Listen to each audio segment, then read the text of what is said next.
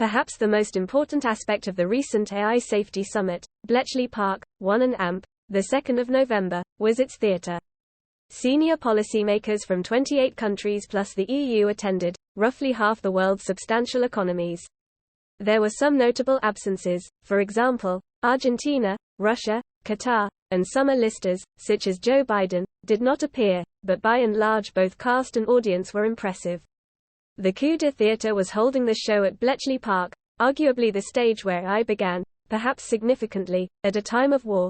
The topic of AI is huge. The topic of AI is huge, impossibly beyond the scope of a single conference, and subject to destabilising scare tactics by self-publicists. Elon Musk, hope for the best, but prepare for the worst, and Nick Clegg warning that governments must prepare for AI being used to interfere with upcoming elections, and the need to cooperate, right now, on the role it will play. Sunak's team did well to arrive at 5 coherent objectives within this vast space: a shared understanding of the risks posed by frontier AI and the need for action, a forward process for international collaboration on frontier AI safety, including how best to support national and international frameworks, appropriate measures which individual organizations should take to increase frontier AI safety, areas for potential collaboration on AI safety research, including evaluating model capabilities and the development of new standards to support governance, showcase how ensuring the safe development of AI will enable AI to be used for good globally. These objectives are all pertinent, if bland. The Guardian, the 2nd of November, also identified 5 key takeaways.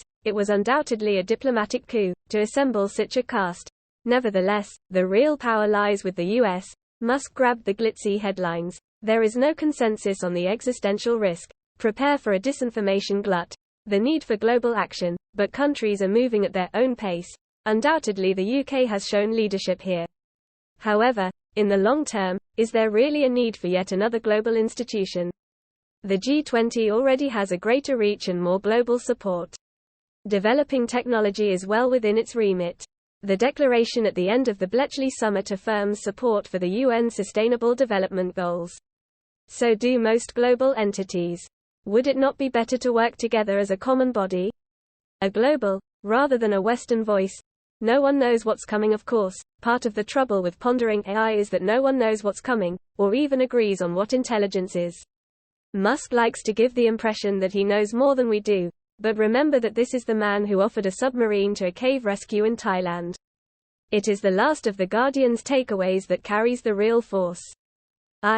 And the developers of AI are not constrained by national boundaries. Attempts at some form of licensing or regulation in one country is countered by a shift in location to another. Any constraints on AI must be international in nature. Hence the need for collaboration, not duplication. The summit was wise to avoid technical issues. The pace of change is just too rapid. But as a result, the declaration sounds vague, unspecific, and hopelessly loquacious, as for example, to realize this, we affirm that, for the good of all, AI should be designed, developed, deployed, and used, in a manner that is safe, in such a way as to be human-centric, trustworthy and responsible. One might as well throw in motherhood and apple pie as well, a recognition that the protection of human rights, transparency and explainability, fairness, accountability, regulation, safety, appropriate human oversight, ethics, bias mitigation, privacy and data protection needs to be addressed. However, the declaration recognizes the risks, and calls for collaborative activity, a balance between as yet unspecified threats and opportunities. It states, many risks arising from AI are inherently international in nature, and so are best addressed through international cooperation, and all actors have a role to play in ensuring the safety of AI. Nations, international fora and other initiatives, companies, civil society and academia will need to work together. My point precisely. Not far from where the conference was held as a world leader in college-based AI. A rare proximity, if only in geographical terms, between policymakers and people who know what they are talking about. The South Central Institute of Technology, Bletchley campus, hosted, to coincide with the summit, an inclusive global AI ethics and safety conference, the 1st of November, in collaboration with the Milton Keynes Artificial Intelligence, MKAI, community. Alex Warner, principal of the Institute of Technology, presented 4 takeaways to the recent AOC conference. Adaption rather than adoption. AI and large language models are here to stay. We need to learn to live in harmony and adapt. In the same way we did the internet and smartphones. imagination and opportunity. We should be excited. In the right hands, it has the potential to save time, improve productivity, reduce workload, and increase well-being. The caveat to the above: there are ethical and safety considerations. Some we are aware of, others that we will discover in time. And to summarize, AI has the potential to have a profound impact on humans. Between the global and the local, it is possible to discern a growing consensus. AI will bring about seismic changes in the nature of work and human interactions. This has happened before. It is in the nature of industrial revolutions.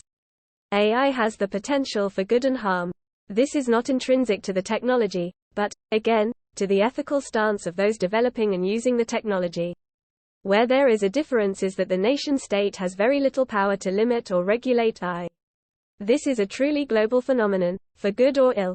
By Paul Granger, Honorary Senior Research Associate, UCL.